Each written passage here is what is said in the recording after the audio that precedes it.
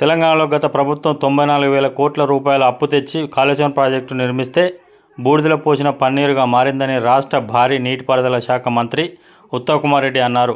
శుక్రవారం భూపాలపల్లి జిల్లా అన్నారం బ్యారేజీలో జరుగుతున్న మరమ్మతు పనులను పరిశీలించిన అనంతరం ఇరిగేషన్ అధికారులతో కలిసి మేడిగడ్డకు మంత్రి చేరుకున్నారు.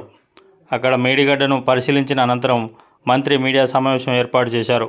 ఈ సందర్భంగా ఉత్తమ్ కుమార్ రెడ్డి మాట్లాడుతూ, ఈ ఛానల్ను సబ్స్క్రైబ్ చేయండి, లైక్ చేయండి.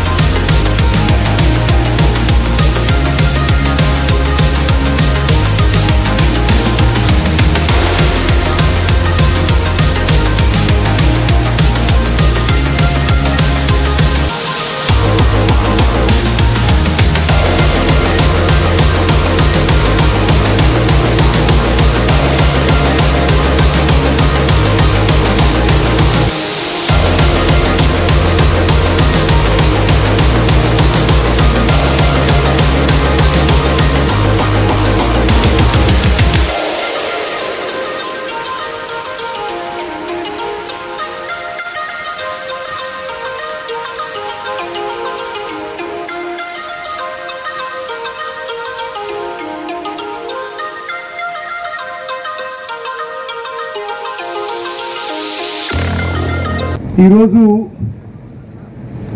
మా ప్రోగ్రాం యొక్క ఉద్దేశం, లక్ష్యం కూడా నేను మనవి చేస్తున్నాను.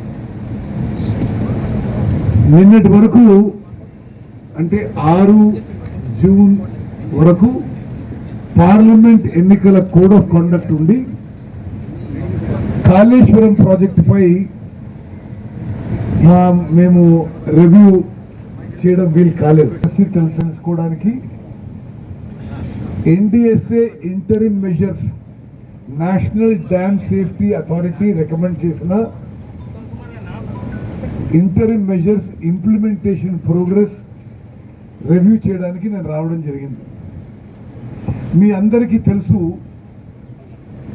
కాళేశ్వరం ప్రాజెక్ట్ మీద గత ప్రభుత్వం 94,000 కోట్ల అప్పు తీసుకొచ్చి ఖర్చు పెట్టిన తర్వాత